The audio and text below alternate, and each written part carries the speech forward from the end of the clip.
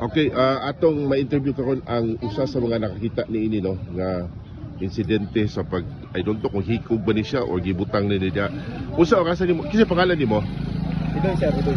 Idoy, Idoy. Usa ka sa gili niya pagkakita nimo dinhi gali na. Mga alas 4:30 sir. Alas 4:30. So git-git pa. Ngit-ngit agad sir. Git-git pa no.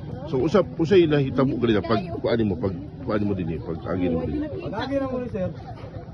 Sa storya misang mama. Gusto mo mino.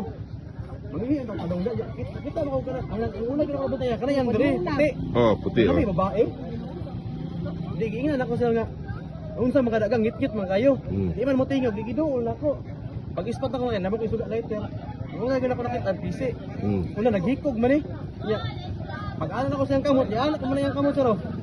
Ani kuan pa. Niliyok pa kadua. Ani lihok pa. Oh, niliyok ko daw mato nanawag ko tao. Eh basi ko maparinti nila oh. Gagaw ba oh.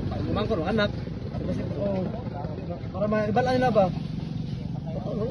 Wala na. Patay na sila. Nakalihok. Oo. Oh. Di kuan ang dila. Tan-aw nimo sa ingana nga sitwasyon gituyo jud nga naghikog siya or tan-aw nimo kung ikaw pa sultion.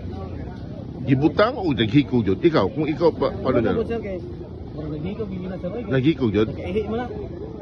Ama ba? Oh, pero ihi bago pa. Basta pa kayo na yung ano kanina. Maklaro pa. Maklaro pa yung ihi kanina. Nakaila mo sa wala Wala sir.